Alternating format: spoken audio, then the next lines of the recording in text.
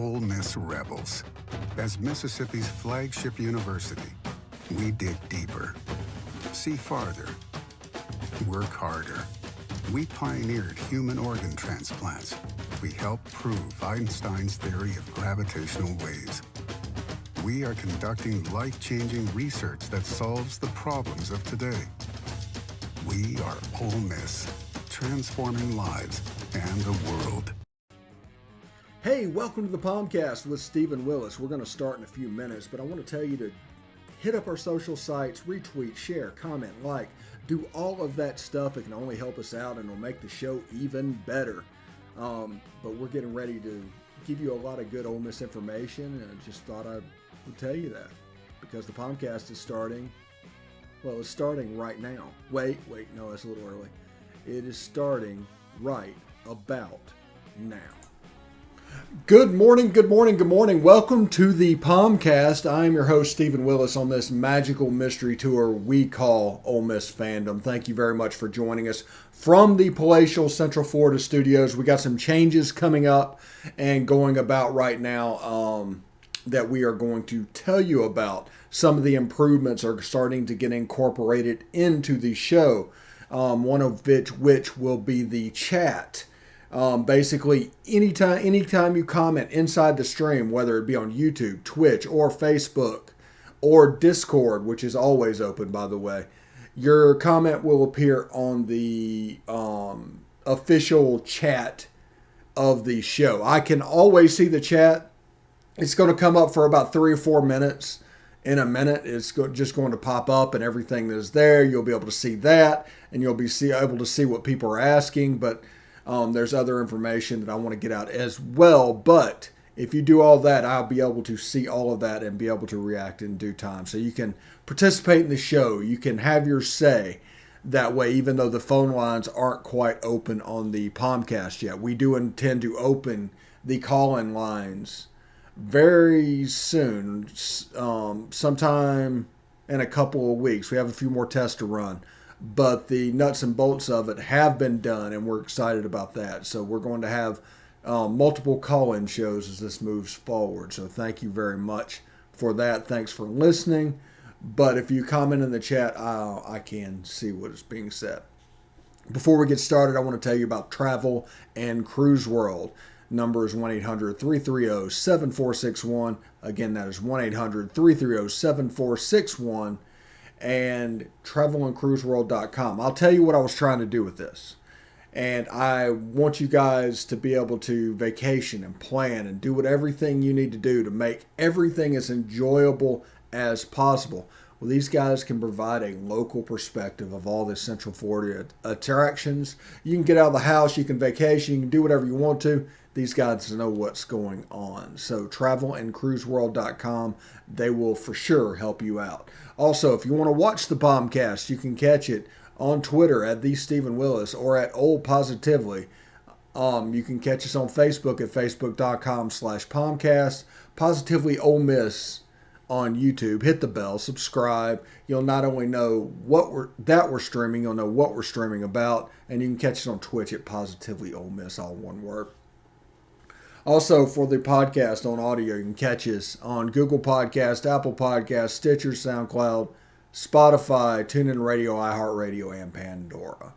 We're also on several other smaller podcatchers, but that would take a ton of time to get to, and it would take our whole show. It's only a half-hour show. We've already used 3 minutes of it talking about these things. So today on the show, we're going to talk about Ole Miss being the first football program, college or NFL, to be 100% vaxxed and what that means. And secondly, we'll talk a little bit about fall camp. Yesterday was the first day of fall camp. It was an acclimation day. Not a lot can be gleaned from that, but those first 3 days have to happen before you can get into real practices. You can try and maximize that and do whatever you want to do, but it's still an acclimation day. I feel sorry for the video guys coming in. I remember when we used to have to do set the cameras out like 2 hours before practice, make sure they were outside so they could acclimate to the humidity, because they would just completely fog over and you wouldn't be able to see them. So that's one thing That is quite interesting. But Ole Miss, 100% vaxxed as a football program. This is fantastic news. They want to take it as a moral high ground for the rest of the state. Absolutely. Mississippi, as we know, currently is next to last in vaccination rates around the country, with last place being Alabama. But this 100% vaxxed inside this environment. Now, we'll give you a little background on this, what's going on. Now, Greg Sankey at Media Days mentioned the possibility of forfeits for not being eligible to play, to have breakouts. So obviously 2 weeks ago, the wheels kind of kept on going. And you heard sources for multiple weeks talk about how Ole Miss was, I don't know, the 40 to 60 range. The number was always different, but they were always talking to somebody that turned out to be deathly wrong, considering these vaccines take 2 weeks to get what needs to be got. But of this 100% vaccine means you don't have to worry about all the testing. You don't have to worry about all the hang-ups that other programs might have to deal with. Now, with Ole Miss hitting 100% vaxxed, that provides Ole Miss a competitive advantage. All these things that you don't have to worry about doing that they do, that is a competitive advantage. So I expect to see more programs hit that number in the coming weeks. As the first couple of weeks, they see how much of a pain in the butt this is going to be to test it. I expect that to change in the coming weeks. But it's a major competitive advantage, especially in this state. I imagine they did it, for competitive advantage, because that's the way football coaches think. They think about wins and losses, and the potential of an out-of-your-control forfeit scares the heck out of them. So they started to push. They found a way to make it happen. Good for them. But in Mississippi, much like Florida, where we are right now, much like Alabama, much like Georgia, it is a shit show at the moment. All the hospitals are full. Somebody got, I think I saw on Twitter, somebody got appendicitis the other day and went into septic. They were able to get him done because it became an emergency. And he has to have a special diet for the rest of his life because the hospitals are full. See, it's not necessarily that the hospitals are full. It is the normal wear and tear stuff that we could normally handle fairly easily gets put on the back burner because of everything being taken up by this virus. So Lane Kiffin and his team figured out a way. Good on them. Absolutely good on them.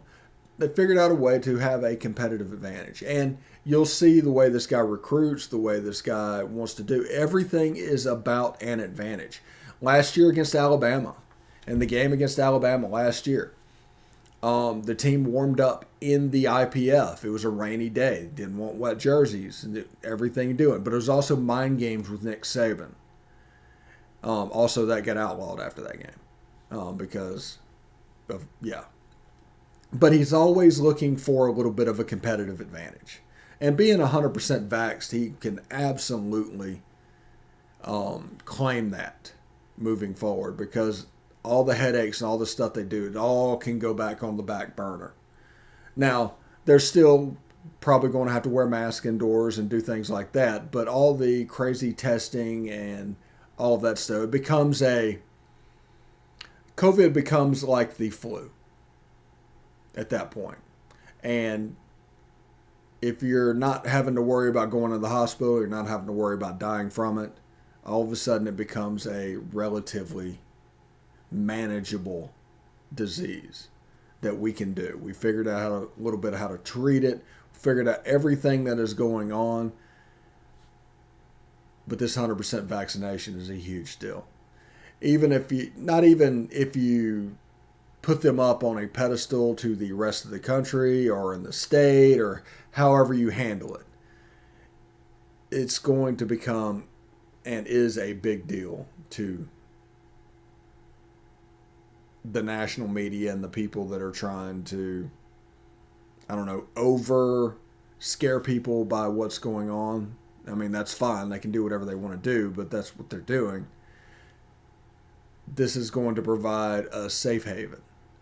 You're not going to be picked on. You're not going to be looked down on. You're going to be put up on the pedestal as being the only vaccinated team in college football, and they are right now.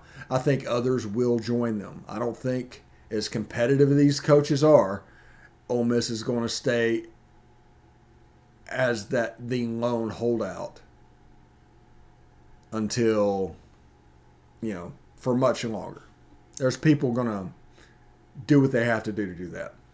But being vaccinated, not having to go through all that rigmarole, can concentrate on football and do all that thing. That will provide a competitive advantage. I do think you're probably going to get out of here early today. Thank you very much for listening.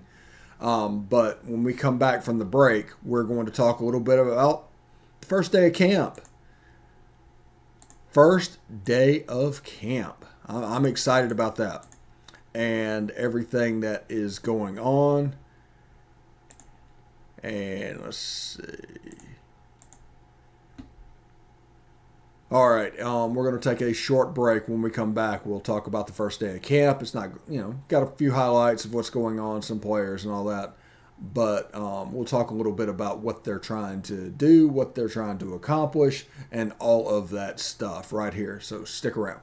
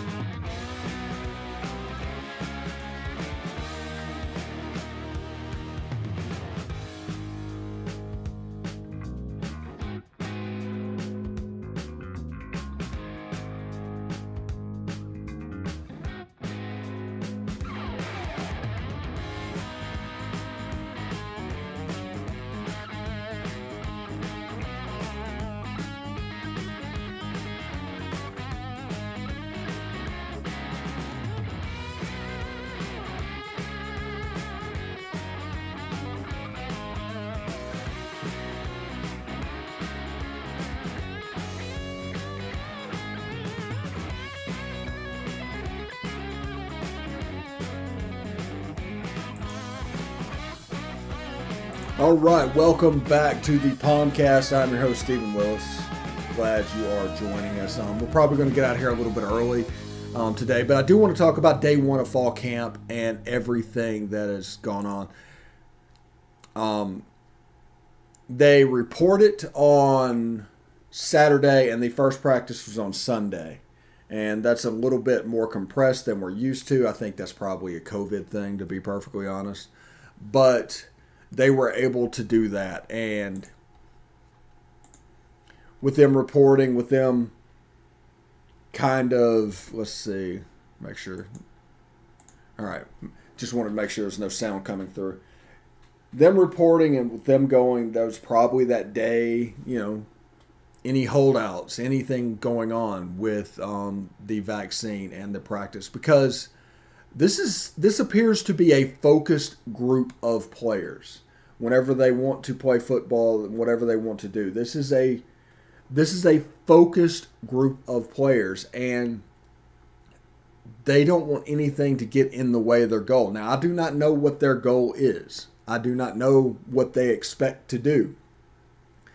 I do not know what they want to do, but their goal is single-minded. There's a focus in this group, and that makes me very happy moving forward and whenever we handle all of these things. Because whenever you look at teams that go, whenever everybody's pulling the rope the same way, they can accomplish some stuff. Whenever they do different things, there's going to be some separation, there's going to be some problems. And if you go back to the Ed Orgeron era at Ole Miss, whenever 5 groups of people are pulling in 5 different directions, you get a 3-8 with a team that had the talent to be one of the best in football. But I mean, it is what it is. It really is what it is, and I'm excited about it. Now, these days, there's not a lot that you can glean from these. There just aren't. Whenever you deal with acclimation days these days, shirts and shorts, get used to wearing your helmet, get used to the heat a little bit, and it's kind of nice. It's an acclimation day. It is what it is. But you need these days to get to the hardcore days. So the main thing about this one is you want to see a ton of energy. You want to see no players get hurt.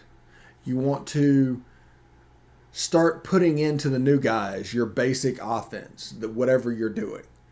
And if you handle those for those 3 days, now there's really 2 days because the third day is shoulder pads, so there'll be a little bit of thumping that day. There'll be a little bit of thud that day. And if you get to those and start practicing fully, you can really get into the camp spirit and the camp, what they're doing. And this is important for the first part of the season. And if you can concentrate entirely on that camp aspect like we used to could, and now Ole Miss can because of the vaccination, it's an advantage. It is a true competitive advantage if Ole Miss can have a real uninterrupted camp, and down the road in Starkville or up in Nashville or wherever you are, they're having to do things and break up the learning sessions of the offense and defense because of testing. All these things take time. Camp's a long slog of an event.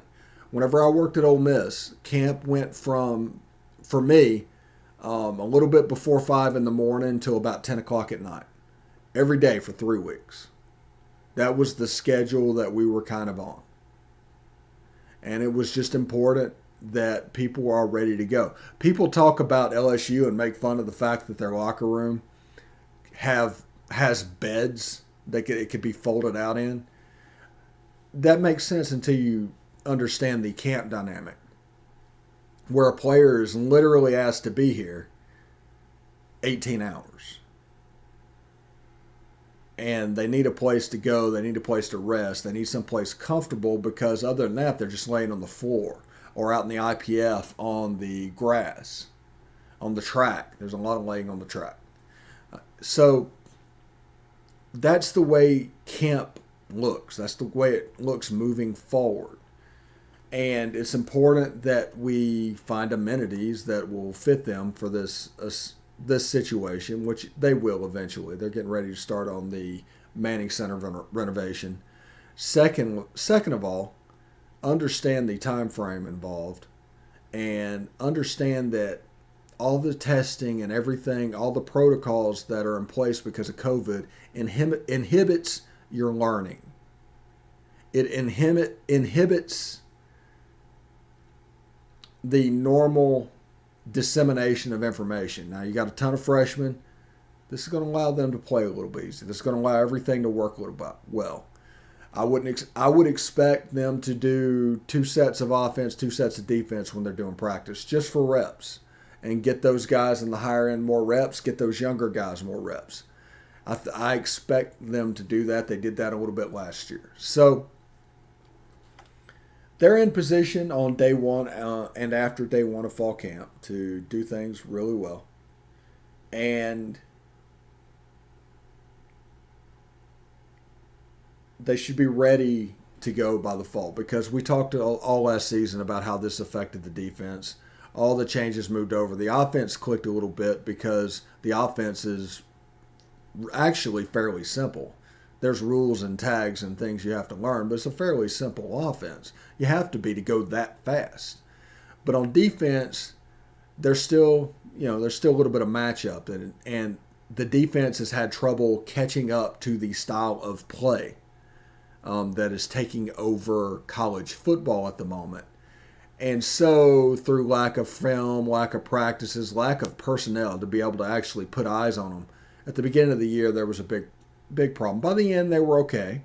They were serviceable by the end of the year when they film and the personnel, whenever coaches could lay eyes on people. So they were able to catch up towards the end of the year. But in the beginning of the year, it was a pretty bad dumpster fire. It really was. And it's important to understand that. Now, after a spring, this fall camp uninterrupted is important. All these new players coming in is important. So I'm looking forward to seeing how that defensive side of the ball develops over the course of the next month and how they look going into the Louisville game when Malik Cunningham and the guys line up on the other side of them. Ton of ex-Ole Miss coaches, by the way, coaching for Louisville at the moment. So that's interesting. And well, other than B. Brown as well, who is a former Ole Miss player. He's the defensive coordinator up there. So I look forward to seeing how exactly this looks. And I want to see the maturity of Matt Corral. I want to see the disaster games go away. And I want to see some of these young receivers step up and get in the group. Because as a wide receiver, Dontarie Drummond, Jonathan Mingo, and Jacour Pearson, John Rice Plumlee, that's a pretty nice first three. We don't substitute. Remember, we do not substitute that much. But I want to see Braylon Brown. I want to see J.J. Henry. I want to see Brandon Buckhalter. And by week 2, we should be able to see all of those guys because of the new redshirt rule and the one-time transfer rule and all things like that. There's an impetus on getting those guys some playing time. So should be fairly interesting, and I'm very excited about that. Now, the other thing I want to talk about today, and I'm only going to talk about this for a couple minutes, is I'm going to rant a little bit about anonymous sources. For ever since Greg Sankey said what he said, anonymous sources everywhere has said we are nowhere near where we need to be. Over and over and over again. They put out, I've heard a 40% number and I've heard a 60% number from anonymous sources. And then it just comes out, they just drop it that we're 100% vaccinated. Why? How? How did that happen? Well, the reality is, in a world where pollsters get lied to protect information, we've had 2 election cycles now where the polls have been deadly wrong. Why would we automatically assume that the anonymous sources giving information is correct and not just trying to feed an agenda, whatever they're trying to do? Why do we assume that? I mean, it's gotten to the point where we need to be smart about the news that are coming in. And if you're not willing to put your name to it, I'm not really willing to listen to it. Because there's too many cases of anonymous sources being wrong. Now, used to back in the day, back when the Clarion Ledger and Rusty Hampton and Rick Cleveland and all those guys were doing their thing at the Clarion Ledger back in the 80s, they were hitting about 50% from anonymous sources on their breaking news or rumors or whatever they were recording. They were hitting about 50%, which was fairly good. And it made what they were doing seem worth it. But fast forward about 40 years later, it's now below 20%. It's got to the point where if you hear something, well, it might be right, but 80% or so is going to be false. So you don't know what's going to be true or not. And this is going to be a side effect, I will say. How about a side effect of Lane Kiffin's program, where they do not talk to the media? There's a natural distrust of the media. They understand whenever the pre-started, whenever it's like, hey, don't listen to this guy, he's dangerous, and then that guy has to suck up. It doesn't matter. There's a natural distrust